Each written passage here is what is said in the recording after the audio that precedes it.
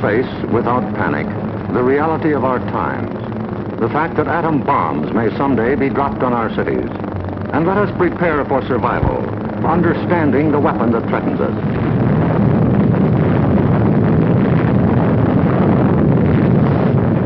An atom bomb destroys or injures in three ways: by blast, heat, and radioactivity. The blast of an atom bomb is its most important destructive agent. In Japan, whole buildings were flattened by its force. However, many buildings of sturdy construction, even though close to the explosion, remained standing. The principal dangers of blast are flying glass and debris, the fires it may start, and the danger of being crushed in collapsing buildings. The atom bomb destroys by heat. People caught in the open as far as 2 miles away suffered flash burns. Yet, protection could have been easily achieved. Here, a bridge post and rail shielded the surface behind it. Any solid material afforded similar protection. The third weapon of the bomb is radioactivity, thrown off at the instant of explosion. However, the majority of people exposed to radiation recovered completely, including a large percentage of those who suffered serious radiation sickness. Today, they lead normal lives. They bear children. Their children are normal.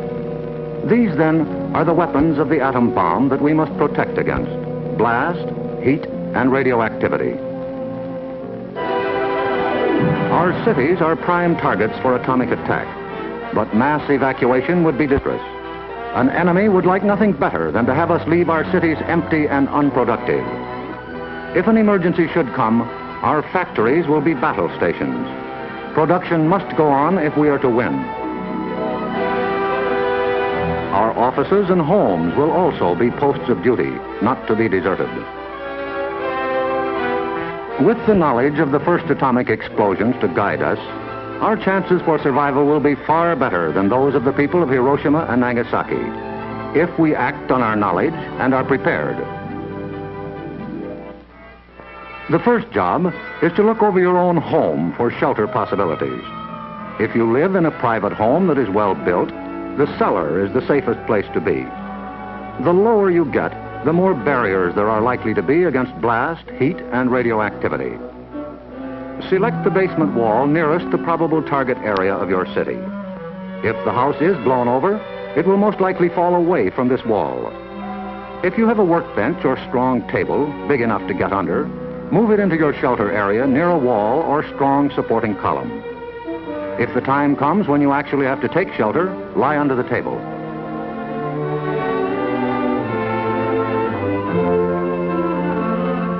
If you live in a home that has no basement, choose a shelter area without windows on the ground floor. An interior hallway is probably best. In time of emergency, the shelter area should be cleared of mirrors and other objects that might cause injury. If you live in an apartment house, rules for taking shelter will be posted in your building. Learn them. Also, learn the location of public shelters in areas where you work or frequently visit. There are many things you can begin doing right now. Fireproof housekeeping is one, so clean up that attic. Keep waste in covered containers. Don't let trash pile up in the yard. Set aside a small supply of canned goods. They're safe from radioactivity. Have a good flashlight on hand. Electric lights may go out. Keep a first aid kit and learn how to stop bleeding. Make a habit of keeping a bottle of fresh water handy. A radio will be important for receiving vital instructions. Finally, prepare the shelter area and collect all necessary shelter equipment.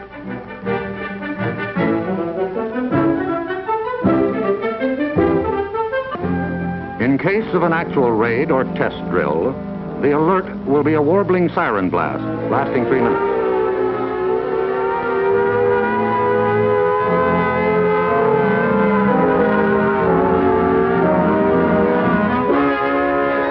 Once you hear this, act fast.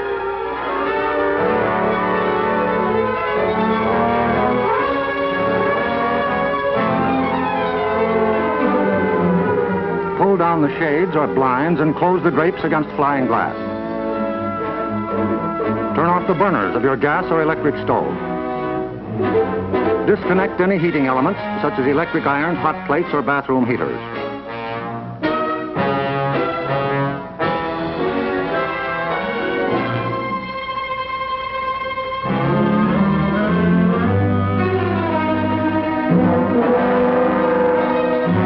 Close all outside doors, but leave them unlocked. Turn off the gas or oil burners.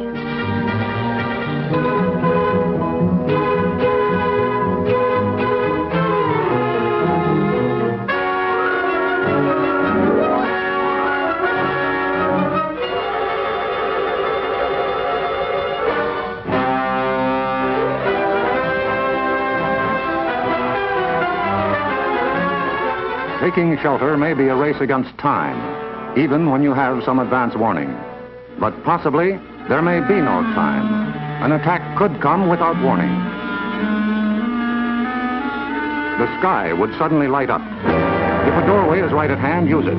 If the nearest shelter is more than a couple of steps away, fall to the ground immediately. Flying glass and debris are immediate dangers, so stay where you are until you're sure it's safe to move.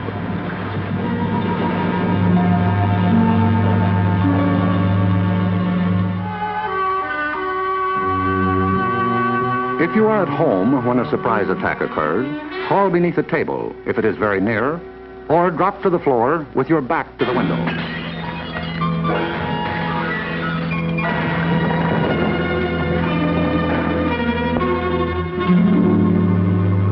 The immediate danger is over in about a minute, unless the explosion occurred near the ground or water. In this case, radioactive materials are trapped in the particles of dirt or water thrown up by the explosion. When these particles fall back to Earth, they may be dangerous. So get indoors immediately after a ground-level explosion. Cover broken windows against radioactive dust with blankets or cardboard. Civil defense radiological teams, equipped with radiation survey meters, will check on contamination in any bombed area. Stay under cover until you hear officially that it is safe outside. If you have been exposed to radioactive dust, wash the exposed areas. Pay particular attention to your hair. Get all the dirt from under your fingernails. If the people of Hiroshima and Nagasaki had known what we know about civil defense, thousands of lives would have been saved. Yes, the knowledge is ours, and preparation can mean survival for you. So act now. Someday your life may depend on it.